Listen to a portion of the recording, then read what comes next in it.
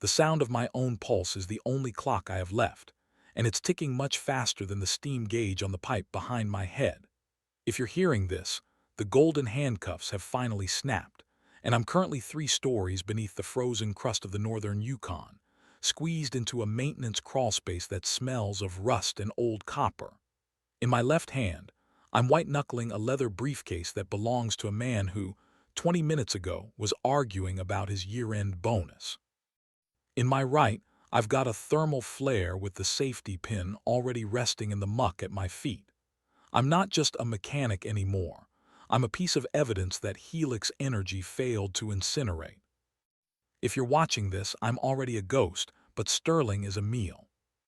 You're probably wondering how a man who took a $500,000 bribe to stay silent ended up back in the throat of the beast. You're wondering why I'm not in Arizona, soaking up the desert sun and pretending I didn't see Mike get dismantled like a faulty engine. The answer is simple. I tried to buy my soul back with their own money, and it turns out the exchange rate is higher than I thought. I realized that a clean slate from a company like Helix isn't a fresh start. It's just a blank page where they write your final chapter. I spent 3 months trying to drown the guilt. I bought a house where the air is dry and the silence is supposed to be peaceful. But the silence in the desert is different from the silence in the Yukon. In the desert, it's empty. In the north, the silence is a held breath. It's a predator waiting for you to blink. Every time I looked at my bank account, I didn't see digits. I saw the Livestock Protocol.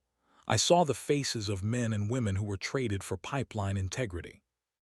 I was carrying Mike's bones in my pocket, and the weight was starting to break my ribs. Then came the phone call, not from a recruiter but from the man in the charcoal suit himself, Sterling. He didn't offer me a job this time. He offered me a choice between a concrete cell and a return to the ice. He showed me that Helix doesn't just hire people. They own the ground you walk on and the air you breathe. They had Ashley, the only other person who walked out of Station 9 with me, and they made it very clear that her survival was a variable they were willing to delete if I didn't cooperate with a final audit. So here I am, but I didn't come back to be a guide. I came back to be the glitch in their perfect machine. He thinks he's here to retrieve a hardware key and bury the truth. He thinks his $1,000 parka and his team of analysts are a shield. He doesn't realize that I've spent the last 90 days learning a language that isn't found in any corporate manual. A sharp, melodic two-tone whistle echoes through the pipes. Hear that? That's not the wind. That's a query. In the language of the pack, that curiosity. They know I'm here. They know the briefcase I'm holding contains the original, unedited audio of the massacre at Station 9, the blood tape that Helix spent millions to erase. Sterling is upstairs, trapped in a server room with a door that only I can unlock, listening to the ceiling panels groan under the weight of something that doesn't care about his stock options. I'm going to tell you exactly how I lured the suits into the slaughterhouse. I'm going to show you how I turned their own emotional blackmail against them. You might think I'm a monster for what I'm about to describe, but remember, Helix Energy has been feeding men like me to the dark since 1974. Today, I'm just balancing the ledger. The audit is officially in session, and by the time I'm done, you'll know why you should never, ever sign a contract with a biotic appeasement clause. Stay quiet, keep your eyes on the screen, because if you've seen this much, you're already part of the debt, and the alpha is very, very good at collecting. The Arizona sun was meant to be my sanctuary, a brutal, honest heat that could bleach the memory of the Yukon white. But when that black SUV pulled into my driveway, the temperature seemed to drop 20 degrees before the engine even cut out.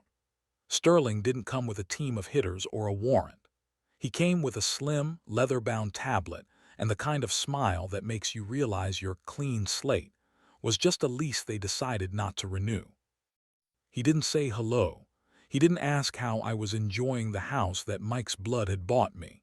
He simply sat on my porch, adjusted his silk tie, and slid the tablet across the table. The problem with survivors, Jack, is that they tend to get sentimental, Sterling said, his voice as flat as a dead man's EKG. You've been spending your settlement money on encrypted servers and deep web queries. You've been looking for the others. You've been looking for Ashley. My heart hammered against my ribs, a frantic, trapped bird. Ashley, the tech specialist who had crawled through the muck with me, the only other living witness to what really happened at Station 9. After the hospital, she had vanished. Helix told me she was in a private facility, recovering. They told me she wanted to be left alone. Take a look, Jack, it's a live feed. I looked at the screen. It wasn't a hospital room. It was a high-security containment suite, sterile and windowless, lit by that same suffocating blue light I'd seen in the server rooms. Ashley was sitting on the edge of a narrow cot. She wasn't recovering. She was looking at a fixed point on the wall, her eyes hollow, her hands trembling in a rhythmic, neurological tick. She looked like a ghost that had been trapped in a jar. Behind her, visible through the reinforced glass of her door, stood a man in a Helix security uniform, his hand resting casually on the butt of a sidearm. "She's a biological asset now, Jack," he whispered, leaning in so close I could smell the expensive mint on his breath. "As long as you stay quiet, she stays in the recovery category. But the moment you start digging into our archives, the moment you try to leak that flash drive, her status changes. We'll move her from asset to appeasement. Do you understand the arithmetic of that, or do I need to show you the footage of what happened to the last team that failed an audit?" This was the hostage psychology in its most distilled corporate form. They weren't just threatening my life, they were blackmailing my conscience. They were making me responsible for the very person I had promised to protect when we were shivering in those steam tunnels. If I stayed in Arizona, I was sentencing Ashley to the ledger. If I went back, I was walking back into the mouth of the wolf. "Why me?" I rasped, my voice sounding like it had been dragged over broken glass. "You have security teams. You have mercenaries." "Because the station is offline," Jack, Sterling said, reclaiming his tablet. "The automated systems have entered a protective loop. The biotic presence on site has become territorial. We've sent 2 teams in. They didn't make it past the mudroom. The sensors recognized them as intruders, but the system still has you flagged as active personnel. You're the only one the doors will open for without triggering the full-scale containment purge. You're the skeleton key." He stood up, looking out over my desert view with a look of utter boredom. "We need the physical hardware key from the server room to shut down the protocol and restart the telemetry. You guide us in, you pull the key, and Ashley gets moved to a beachfront villa in Maui with a pension for life. You refuse and, well, the Yukon is always hungry for fresh units." He was giving me the illusion of choice. It's the ultimate corporate weapon, making the victim feel like the architect of their own destruction. He knew I couldn't live with Ashley's blood on my hands, not after Mike's already weighed so much. New viewers might see this as a rescue mission, but those of you who were with me in Part 1 know better. You know that a deal with Helix is a zero-sum game. "I go," I said, my hands finally going still. "But Sterling, you're coming with me. If I'm the key, you're the witness. I don't move a step into that facility unless the man holding the leash is standing right next to me in the dark." His smile didn't reach his eyes, but he nodded. "I wouldn't miss it for the world, Jack. I like to see my investments through to the end." As he walked back to his SUV, I looked at the desert one last time. I knew then that I wasn't going back to save a server. I was going back because I had realized that the only way to free a hostage is to destroy the captor. Helix thought they were blackmailing a broken man into doing their dirty work. They didn't realize they were just giving a mechanic a second chance to strip the machine for parts. I packed my bag that night, not with the tools of a welder but with the intent of a saboteur. I wasn't just Jack Miller, the disposable asset, anymore. I was the man who knew the whistle. And as I looked at the dark horizon, I realized that for the first time in months, I wasn't afraid of the Yukon. I was the one bringing the storm. The transition from the scorched silence of Arizona to the screaming headwinds of the Yukon felt like a physical assault. We were buckled into the cabin of a high-spec Bell 412, but the luxury of the leather seats couldn't mask the vibration of a machine fighting a sky that didn't want us there. Across from me sat the audit team, Sterling, looking as undisturbed as a statue, and a man named Cale, a security consultant, whose eyes never stopped moving. Cale was the human equivalent of a serrated blade, ex-special forces with a chest like a bunker, and a custom-built suppressed rifle held across his knees like a religious icon. He looked at me with a mixture of pity and professional disgust, the way a lion looks at a tethered goat. The pilot, Vance, was a corporate drone with a jawline made of glass and an ego fueled by flight hours in controlled airspace. He brought us in low over the white desolation, the skids hovering just inches above the battleship gray epoxy of the Station 9 helipad. Unlike the last time I was here, there was no hesitation. Vance wasn't afraid because he hadn't been told what to fear. To him, this was just a high-altitude taxi run. "Hot drop, go, go, go," Cale barked, his voice cutting through the rotor wash. We scrambled out, the cold hitting us with the force of a lead pipe. It was -40 out there, a temperature where breath turns to needles and skin begins to die in seconds. As my boots hit the newly painted concrete, I felt a sick lurch in my stomach. The sanitization was complete. The blood was gone, the gouges were filled, and the silence of the station was so heavy it felt like it was trying to crush my skull. Cale didn't move toward the airlock. He dropped to one knee, his rifle leveled toward the black wall of the tree line 50 yards away. His posture shifted instantly, the predator recognizing the presence of another. "Movement," Cale snapped over the comms. "Thermal hit, 2 o'clock, edge of the pines, size. Massive, not a bear." "Secure the perimeter, Cale," Sterling ordered, his voice calm even as the wind tried to snatch it away. "We aren't here for a nature documentary." I stood paralyzed, my eyes squinting against the stinging ice crystals. I couldn't see anything but the swaying of the dark branches, but I could feel it. It was a pressure on the back of my neck, the sensation of being lined up in a crosshair. Cale didn't hesitate. He took a breath, adjusted his lead, and squeezed the trigger. 3 rounds of high-velocity lead tore into the shadows of the forest. The sound was muffled by the suppressor, but in the thin air it sounded like the world was cracking open. We waited, the only sound being the dying whine of the helicopter's turbine as Vance began his transport-only hoverweight. I expected a roar. I expected the panicked crashing of an animal through the brush. I expected the forest to give up its secrets in a burst of primal rage. Instead, the forest whistled. It was a sharp, melodic 3-tone sequence, echoing out from the exact spot where Cale had aimed his shots. The rhythm was perfect. It wasn't a bird call, and it wasn't the wind. It was a precise, high-fidelity mimicry of the cadence of Cale's 3-round burst.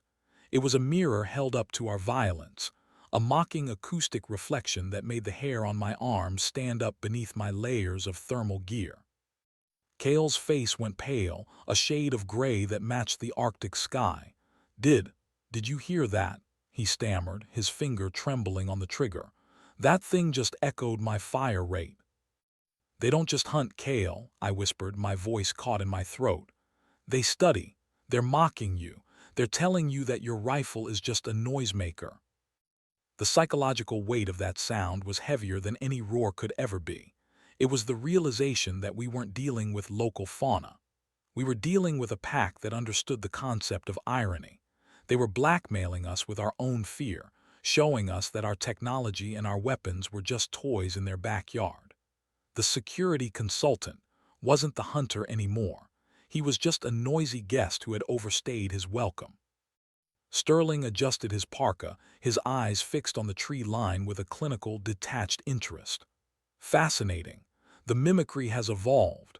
Jack, open the airlock. We're losing light, and I have no intention of being out here when the temperature drops another 10 degrees. He didn't care about the whistle.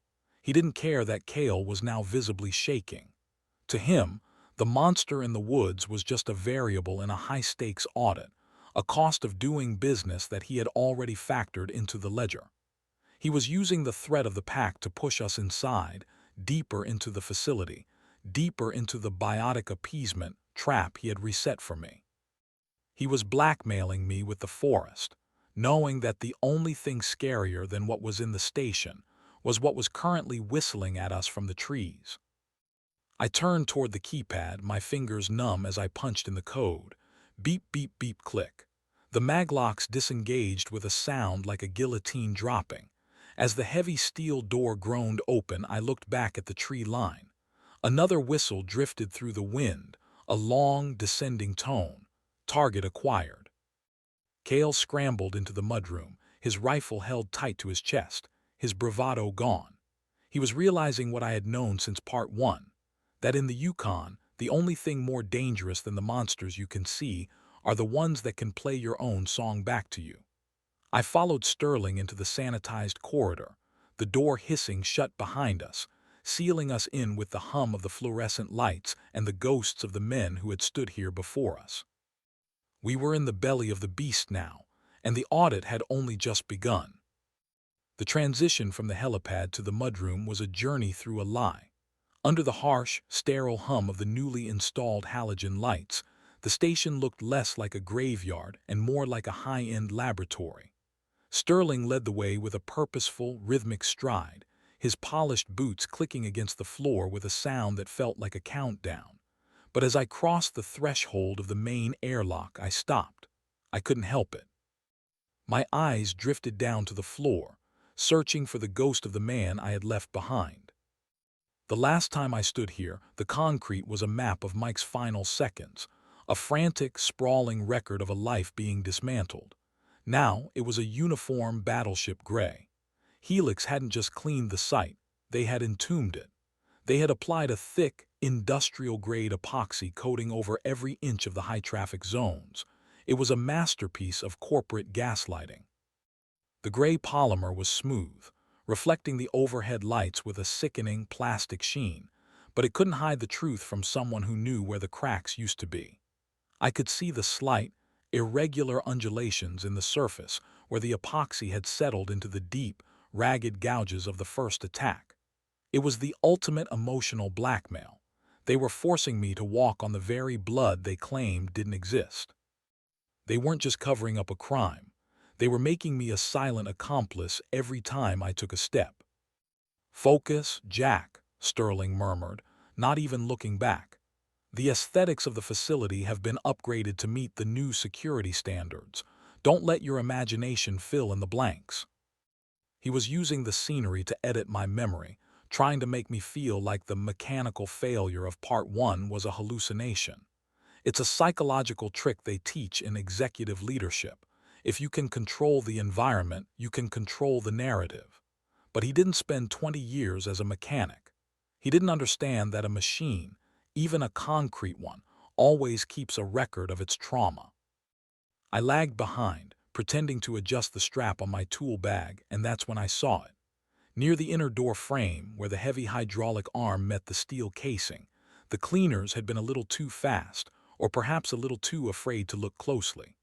Tucked deep into the narrow crevice of the hinge was a sliver of something that didn't belong in a sanitized world. It was a jagged, obsidian-black claw, 4 inches long and curved like a sickle. It had snapped off at the root. Likely during the frantic moment the Alpha had tried to pry the door off its tracks. The epoxy had flowed near it but hadn't quite swallowed it. To a suit like Greg or an analyst like Miller, it probably looked like a shard of industrial plastic or a piece of broken machinery. But when I reached out and touched it, the surface was warm. It felt like compressed bone, vibrating with a faint, residual energy that sent a jolt of primal terror straight up my arm. It was the physical proof that the local fauna wasn't just a thermal hit on a screen. It was a piece of the nightmare, hidden in plain sight. I didn't call Cale over. I didn't show Sterling. I used the tip of my needle-nose pliers to pry the shard loose, the metal screeching softly against the steel frame. I palmed it, the sharp edge drawing a thin line of blood across my thumb, a small, stinging blood oath between me and the dark. I slipped the claw into the deep pocket of my Carhartt jacket, my fingers curling around its serrated edge. It was heavy, primitive, and terrifyingly sharp. For the first time since the helicopter landed, I didn't feel like a tethered goat. I had a piece of the monster in my pocket, and in a place where guns only earned you a mocking whistle, a bit of bone was the only honest currency I had left. "Jack, move it," Cale barked from the hallway, his rifle held at a low ready. He was twitchy, his eyes darting toward the ceiling vents every time the station groaned. He could smell the lie even if he couldn't see through the paint. I stepped away from the door, my boots squeaking on the fresh epoxy. I looked at Sterling's back, at the immaculate seams of his parka, and I felt a cold, jagged sense of purpose. He thought he had sanitized the battlefield. He thought he had turned Station 9 into a controlled environment where the only risk was a data leak. He didn't realize that I was now carrying the very thing he spent $6 million to erase. I wasn't just his guide anymore. I was a carrier for the infection. As we moved deeper into the belly of the facility, toward the residential wing, I kept my hand in my pocket, gripping that shard of bone. Sterling wanted an audit, and I was going to make sure he felt every single jagged edge of the truth before the night was over. Now, in just a moment, I'm going to show you exactly why I spent 3 months in the desert learning to whistle in the dark, and what answered me back from the shadows of the supply yard. But if you want to make sure you're cleared for the rest of this full accounting, make sure you're subscribed to Howl After Dark. It's the only way to ensure the next leak reaches you before the company shuts us down. The air inside the corridor was a dry, recycled hum that tasted of ozone and old secrets. As we marched toward the residential wing, my hand stayed deep in my pocket, my thumb tracing the serrated edge of the black claw I'd scavenged from the door frame. Sterling and Cale were focused on the mission, the hardware, the telemetry, the assets, but I was focused on the frequency of the silence. For 3 months in the Arizona desert, while the rest of the world thought I was just a broken man hiding from the sun, I had been a student of the dark. I had spent every night in my motel room with a pair of high-end headphones, looping the distorted audio files I'd pulled from the station's black box sensors. I hadn't just listened to the whistles, I had dissected them. I had mapped the rise and fall of their tones against the recorded heart rates of the men who were dying at the time. You have to understand the psychology of mimicry. It isn't just about copying a sound, it's about understanding the response it triggers. I had practiced until my throat was raw, learning the subtle difference between a trill that meant territory and a chirp that meant blood in the air. I had learned the language of the pack, and in doing so, I had committed a form of spiritual treason. I wasn't just Jack Miller the mechanic anymore. I was a man who had invited the nightmare into his lungs, so he could learn how to breathe when the air turned to ice. We passed a reinforced observation window that looked out over the North Supply yard. The blizzard was a chaotic wall of white, but for a split second, the wind shifted, and a shadow darker than the night detached itself from the side of a storage tank. It moved with a terrifying, fluid grace, a 7-foot silhouette that didn't so much walk as it drifted through the storm. Cale's head snapped toward the glass, his suppressed rifle coming up in a blurred motion. "Contact, 9 o'clock." Sterling stopped, his eyes narrowing as he peered into the swirling snow. The shadow was gone, vanished into the whiteout before the security consultant could even find a thermal lock. "It's a glitch in the refraction," Sterling muttered, though his hand was gripping the strap of his briefcase tight enough to turn his knuckles white. "The halogen lights are reflecting off the ice crystals. Keep moving."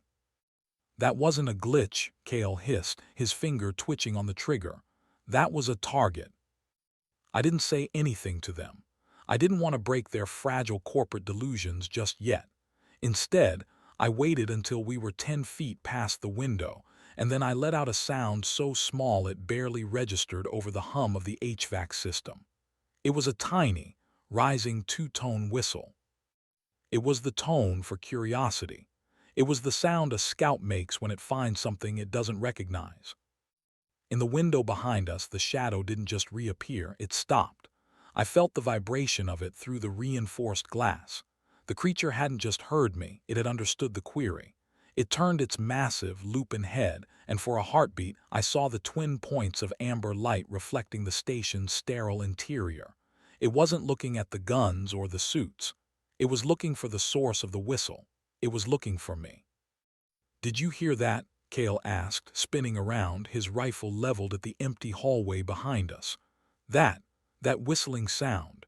It sounded like it was inside the walls. "It's the static discharge from the server racks," Sterling snapped, though the sweat was starting to bead on his upper lip despite the chill. "The station is undergoing a massive power surge as the systems come back online. It's a mechanical artifact, Cale. Control your nerves." Sterling was blackmailing himself now, using his own cold logic to suppress the primal terror that was screaming in his gut. He had to believe it was a glitch. If he admitted the language of the pack was real, he'd have to admit that he wasn't the one in control of the audit. He'd have to admit that the units he had traded like currency were now speaking back to him in a dialect he couldn't understand. I looked at Sterling's back, at the immaculate seams of his expensive parka, and I felt a surge of cold, dark vindication.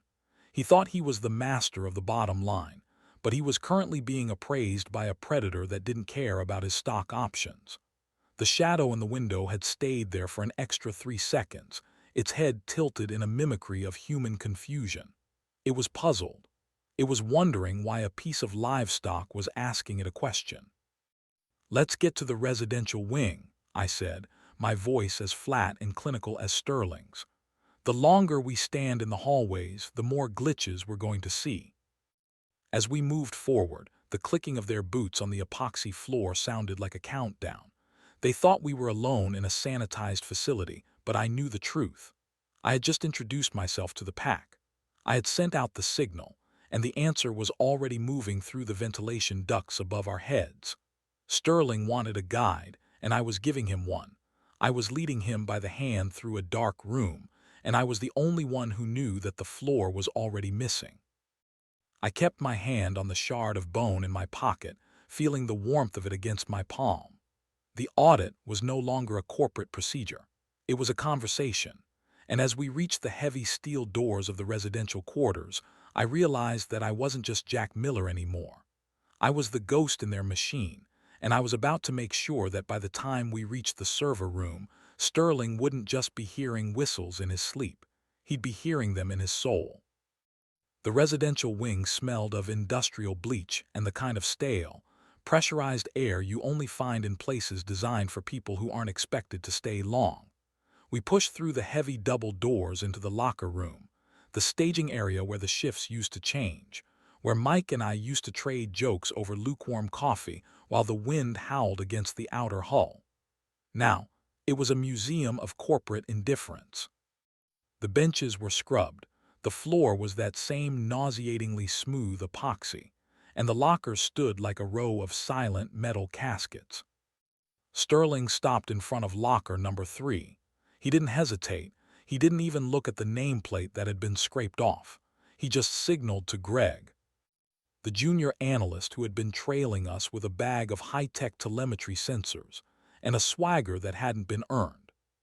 "Clear it out, Greg," Sterling said, his voice echoing off the tile with a hollow, metallic ring.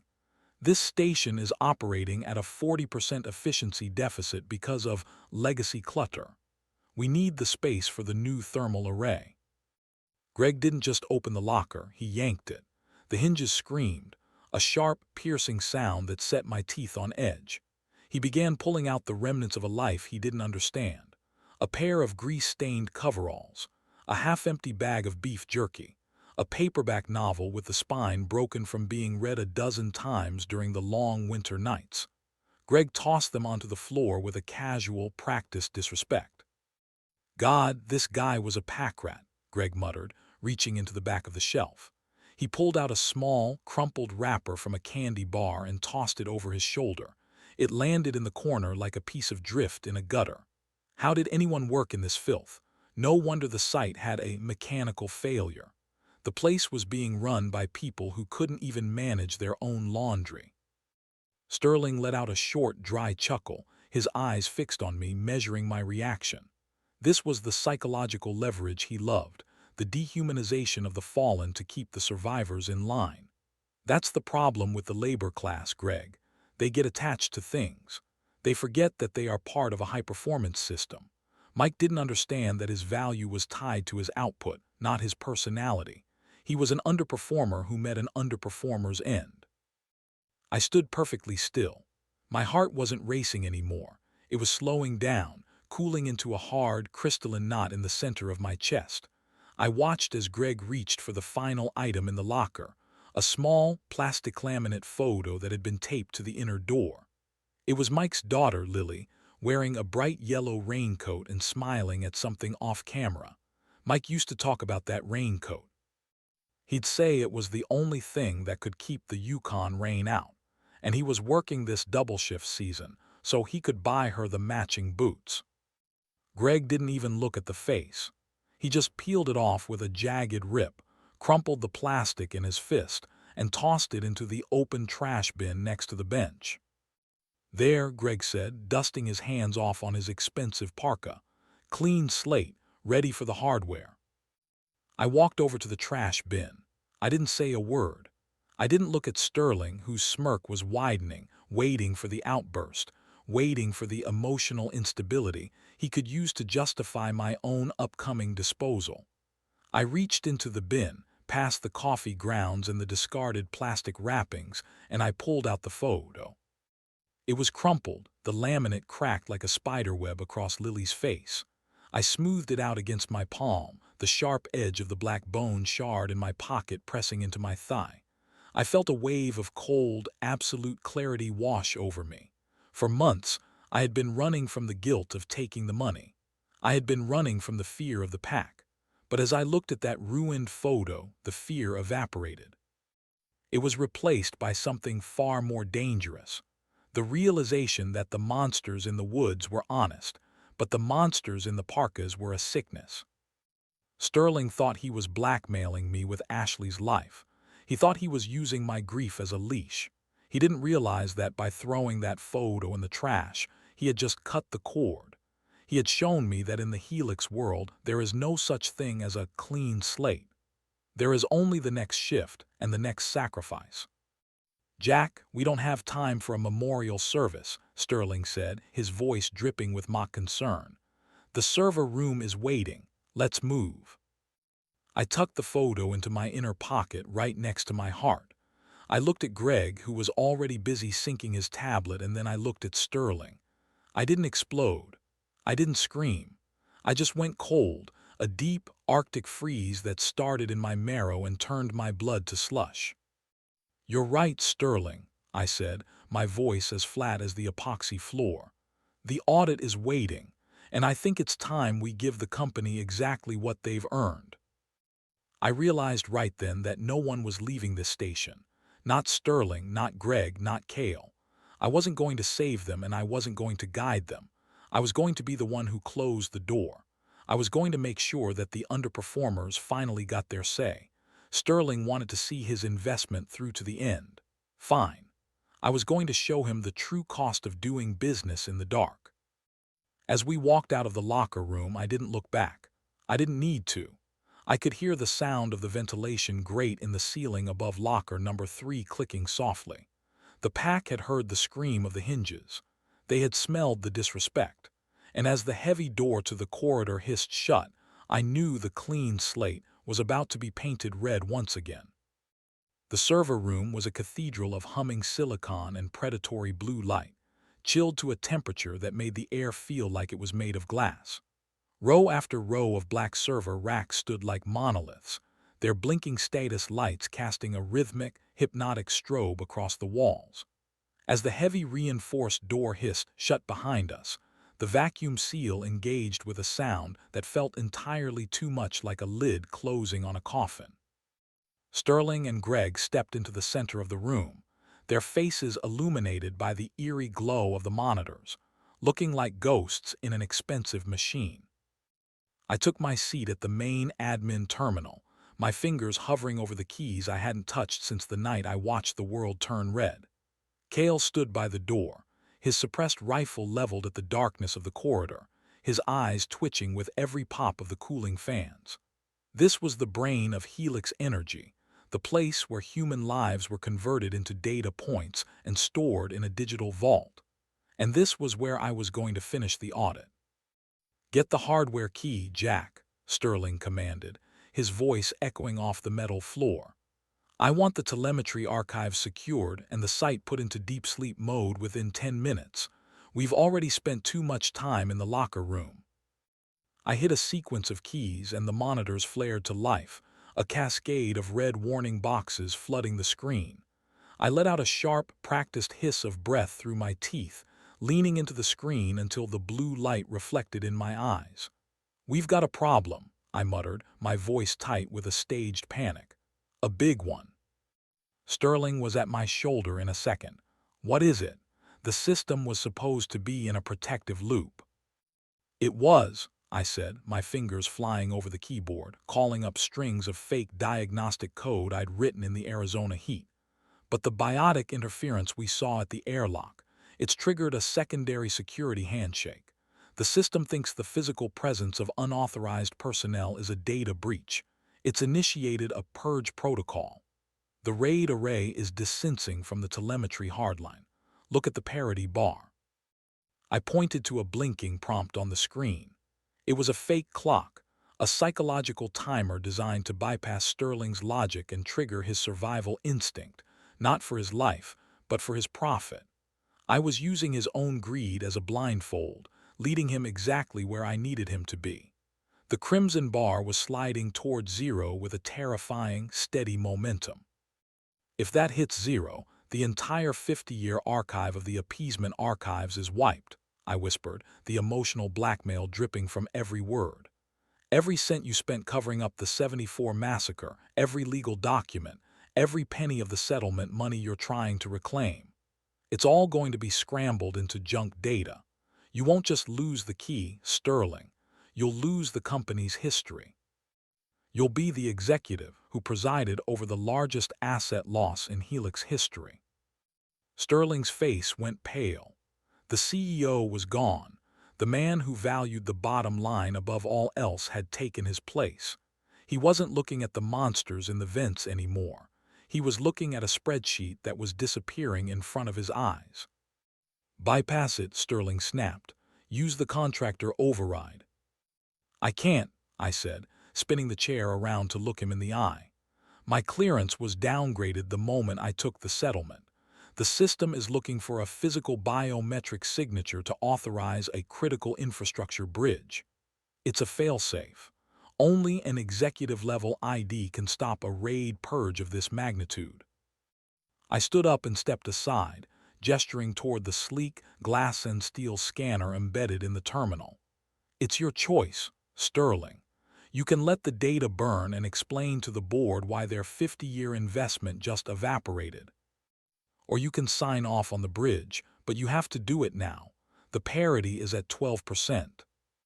Sterling hesitated for a fraction of a second. His instincts were screaming, but the comfort mode of his own arrogance had muffled the warning. To him, this wasn't a trap. It was a hurdle. He saw me as a panicked mechanic and himself as the only one capable of saving the mission.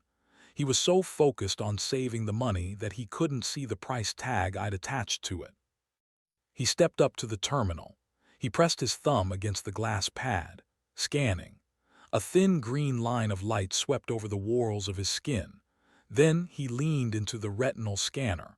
A sharp blue flash illuminated his gray eye, reflecting the cold, calculating soul of the company. "Biometric confirmed. Sterling, A executive clearance granted." The red warning boxes vanished. The screen turned a deep, tranquil emerald. The RAID desync disappeared, replaced by a single pulsing command line. "Livestock Parameters updated. Target acquisition, Sterling A." "There," Sterling said, straightening his coat and looking at me with a smirk of pure, unadulterated superiority. "Data preserved. I'll make sure the board knows you needed an executive to do your job for you, Jack." I sat back down at the terminal, my heart hammering against my ribs like a caged bird. Sterling thought he had just saved the data. He thought he had used his power to override a glitch. He didn't realize that by giving the system his biometrics, he hadn't just bypassed a failure. He had updated the site, targeting parameters.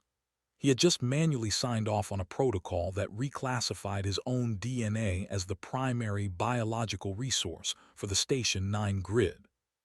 He had walked into the server room as the master, but the machine now saw him as the meal. I finalized the handshake, my fingers moving with a cold, mechanical grace. Above us, the white noise of the HVAC system suddenly cut out. The silence that followed was a vacuum, sucking the warmth right out of the room. The soft blue lighting flickered once, then died, replaced by the harsh, clinical pulse of the emergency reds. "Jack," Sterling asked, his voice losing its edge. "Why did the lights change? The parity bar is gone." "The parity bar was a ghost, Sterling," I said, my voice as flat as the epoxy floor. "Just like Mike's life was a mechanical failure. The system isn't purging data anymore. It's just normalizing. It finally knows exactly who's in the room." I looked at the monitor, where Sterling's own corporate headshot was now framed in a pulsing orange border. Beneath his face, the text was cold, clinical, and final. Resource DETCTED. PREPARING 4 Appeasement Distribution. Sterling reached for the door handle, but the maglocks engaged with a violent, metallic clunk. The audit had officially moved into the second phase, and for the first time in 50 years, the bill was being sent to the executive office. The crimson pulse of the emergency lights transformed the server room into a rhythmic, bleeding chamber. Every 2 seconds, the world vanished into shadow, only to be reborn in a violent, industrial red. The cooling fans had wound down to a haunting silence, replaced by the heavy, mechanical thrum of the welcome protocol, engaging in the station's sublevels. This was the great inversion. For decades, this system had been programmed to protect the men in suits and sacrifice the men in coveralls. But with a few lines of recoded logic and Sterling's own biometric signature, the pyramid had flipped. The machine no longer saw a CEO. It saw $300 worth of premium biological protein. Sterling yanked on the reinforced door handle, the metal groaning but refusing to budge. "Jack, open this door. The maglocks are slave to your terminal. Do it now." "I can't, Sterling," I said, my voice barely a whisper against the pulsing red glow. I stayed seated, my hands resting flat on the desk, feeling the vibration of the station's heavy machinery through the laminate. "The system is obeying the executive ID you just provided. It's initiated the appeasement distribution phase. According to the logic you've spent 50 years perfecting, the resource must be contained until the local fauna has been sufficiently satisfied. To open that door now would be a violation of Helix Energy safety protocols. You wouldn't want me to be negligent, would you?"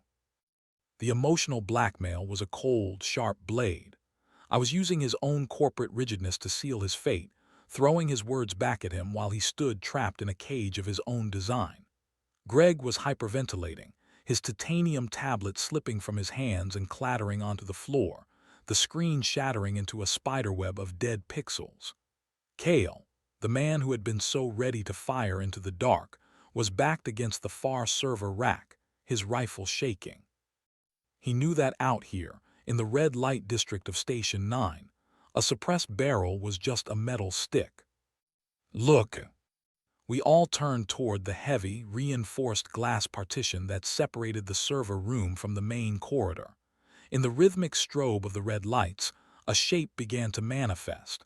It didn't burst through the door or howl with primal rage. It drifted. The Alpha was a 7-foot nightmare of matted black fur and corded muscle, its presence so dense it seemed to suck the very light out of the hallway. It walked upright, its movements possessing a terrifying, predatory grace that mocked the way humans moved. Each time the red light flared, it was closer. It stopped directly in front of the glass, its massive frame blotting out the corridor behind it. Through the thick, bulletproof pane, we could see the steam of its breath frosting the glass. Its eyes weren't the glowing orbs of a mindless beast. They were twin pits of ancient, amber intelligence. It didn't claw at the partition. It didn't snarl. It simply stood there, its head tilted at a slight, inquisitive angle as if it were appraising a new shipment of supplies. It looked at Greg, then at Cale, and finally its gaze settled on Sterling.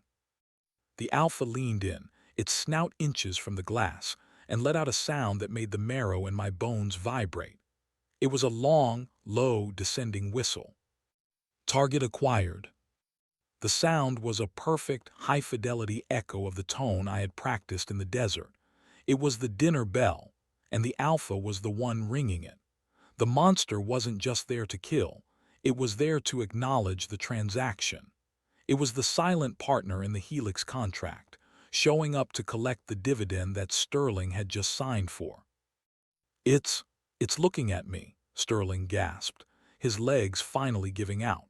He slid down the door frame, his expensive parka bunching up around his neck, making him look small and pathetic. The man who had blackmailed me with Ashley's life was now staring into the eyes of a debt he couldn't pay with a wire transfer. The psychology of the moment was absolute. Sterling was experiencing the dehumanization he had practiced on Mike, but from the other side of the glass.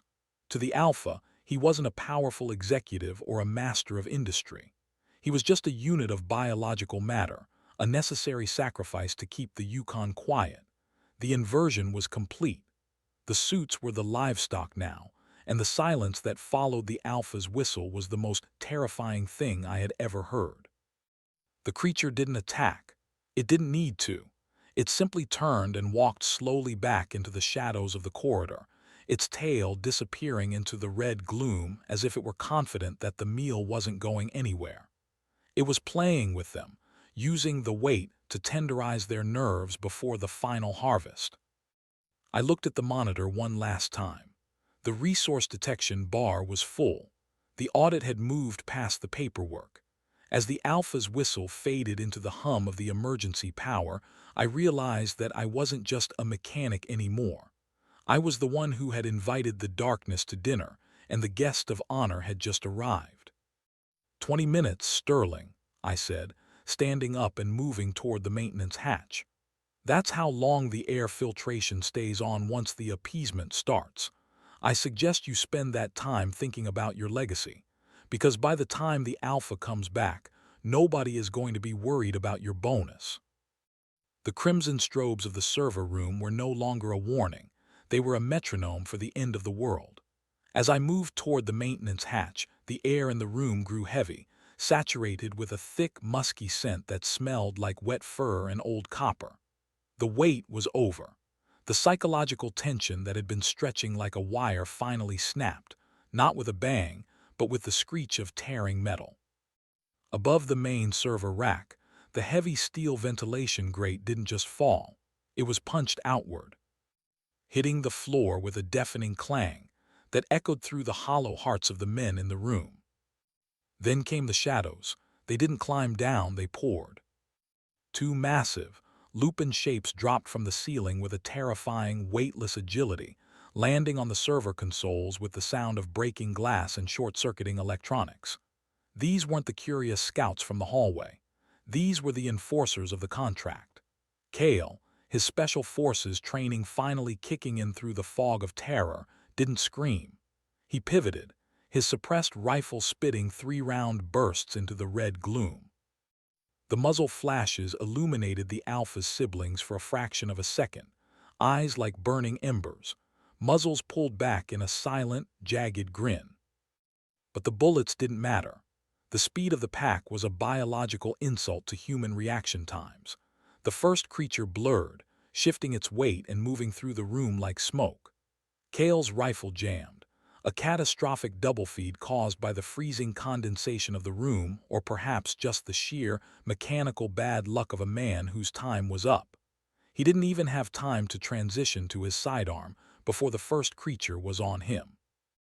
There was no roar, only the sickening, wet sound of 4-inch claws finding purchase in high-end tactical gear, and the soft tissue beneath it.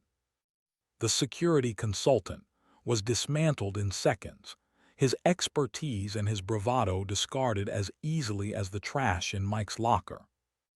Greg was next. He tried to scramble under the admin terminal, his hands clawing at the epoxy floor, but the second creature reached out with a casual, predatory grace and dragged him back into the center of the room. The screams that followed were a sharp, jagged frequency that even the thick server room walls couldn't dampen. It was the sound of a unit realizing its true value. It was the sound of the great inversion reaching its bloody conclusion. I stood by the maintenance hatch, the iron handle cold in my grip. Sterling was paralyzed, backed into the server closet, a small, glass-walled alcove intended for high-security backups. He was staring at the massacre, his breath coming in ragged, shallow gasps, his eyes fixed on the Alpha, which had just re-emerged through the main door. The maglocks had disengaged for the creatures, recognizing the authorized personnel that Helix had spent 50 years appeasing. Sterling looked at me, his face a mask of primal, pathetic pleading. The man who had blackmailed me with Ashley's life, who had mocked Mike's death as a mechanical failure, was now reaching out a hand, his fingers trembling. "Jack, please," he wheezed. Lock the closet, help me."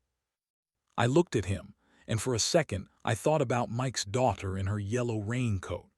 I thought about the photo crumpled in the trash.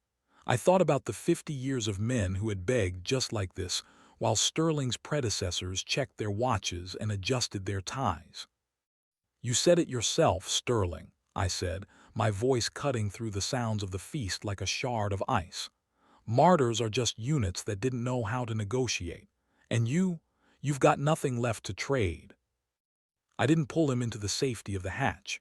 Instead, I stepped back and slammed the server closet door shut from the outside.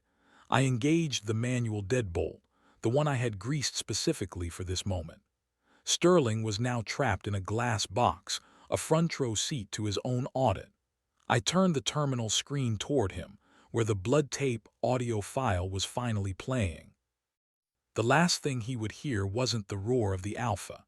It was the recording of his own voice from the hospital, cold and arrogant, telling me that Mike's life was worth $500,000. The Alpha stepped into the server room, its massive paws clicking on the floor. It ignored the carnage behind it and walked straight toward the glass closet. It leaned in, its amber eyes reflecting Sterling's terrified face. It let out a low, melodic whistle, a rising tone of curiosity. It was as if it were asking Sterling if he finally understood the arithmetic of the Yukon. "Audit's over, Sterling," I whispered. "Hope you like the results." I dropped into the maintenance hatch, the iron grate clattering shut above me. As I slid into the darkness of the steam tunnels, the screams from the server room were replaced by the rhythmic, mechanical hum of the station's final accounting. It wasn't horror anymore. It was a ledger being balanced in the dark. I moved through the muck, the weight of Mike's bones finally gone, replaced by the cold, heavy clarity of a man who had finally settled the debt. The steam tunnels were a lightless, vibrating throat of wet iron, but I moved through them with a clarity I hadn't felt in years. Above me, the vibrations of the server room finally ceased, replaced by the heavy, rhythmic thud of the station's main breakers tripping one by one. The audit was complete. I dragged my body through the last 100 yards of sludge and pressurized heat, my hands raw, until I reached the rusted mouth of the northern exhaust vent. I kicked the grate open, and the Yukon air hit me like a physical blow, a freezing, honest fury that tasted of ice and freedom. I tumbled out into the waist-deep powder, the blizzard swirling around me in a chaotic white veil. 50 yards away, on the battleship gray helipad, the Bell 412 was already spooling up. The rotors were a blurred halo of gray against the dark sky, kicking up a blinding cloud of snow. Vance, the corporate pilot who thought he was just flying a taxi, was trying to initiate an emergency takeoff. He didn't want to wait for the suits anymore. The station's external speakers were broadcasting the containment failure sirens, and even a drone like Vance knew when the air had turned lethal. But as I struggled to my feet, I saw the helicopter lurch violently.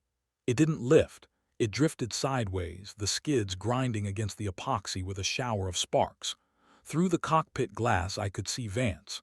He wasn't looking at his flight instruments.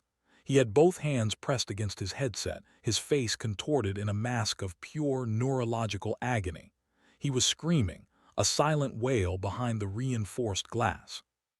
I knew what he was hearing. I'd seen the telemetry patch I'd left on the server. The whistles weren't just in the hallways anymore. They were in the comms. The pack had learned how to use the station's own radio frequency to broadcast.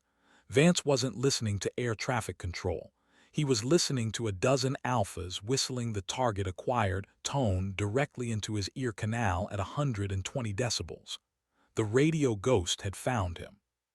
The helicopter's rotors slowed, then stuttered, as Vance collapsed over the controls, the machine becoming nothing more than a high-tech metal trap sitting in the center of the bulls. I didn't run for the chopper. I didn't try to save him. I turned my back on the helipad and began the long, punishing walk toward the perimeter fence, toward the cache I'd hidden in the tree line months ago. I felt the weight of the blood-taped briefcase in my hand, the full accounting of every life Helix had traded for a pipeline. I stopped at the edge of the forest, the black spindles of the pines reaching out like fingers. I looked back at Station 9, a glowing crimson tomb in the heart of the whiteout. Somewhere in there, Sterling's executive ID was still being scanned by a machine that finally knew what he was worth. The emotional blackmail that had kept me awake for 3 months, the fear for Ashley, the guilt over Mike, it was all gone, burned away by the cold. I had used their own psychology to dismantle them, turning their greed into a leash and their arrogance into a cage. "They'll tell you it was a weather event," I said, the words puffing out in white clouds. "They'll say the audit team was lost to a freak storm or a structural collapse. They'll offer you a settlement, an NDA, and a clean slate. But before you sign, I want you to do something for me. I want you to read the fine print. Check your own employment contracts. Look for the hazard clause. Look for the biotic appeasement protocol hidden under a dozen layers of legal jargon." I leaned in closer, the frost clinging to my eyelashes like diamonds. Because Helix is still hearing, they always need more units. And the Yukon is still hungry. I turned and walked into the trees, my silhouette swallowed by the shadows and the snow. The last thing I heard wasn't the sound of the helicopter or the sirens. It was a single, melodic whistle drifting from the station, a rising tone of satisfaction. The books were balanced. The debt was paid. And as I disappeared into the dark, I realized that for the first time in 50 years, the livestock had finally left the pen. The audit of Station 9 is officially closed, if you're still here. You've survived the full accounting. This story was designed to show you that the most dangerous monsters aren't always the ones with claws. Sometimes, they're the ones with pens. Did Jack make the right call leaving Sterling in that closet? Let me know your thoughts in the comments. And if you haven't seen Part 1, go back and watch it now. You'll see the hazard clause in a whole new light. Don't forget to subscribe to Howl After Dark. The next leak is coming soon, and you don't want to be the last one to see the ledger.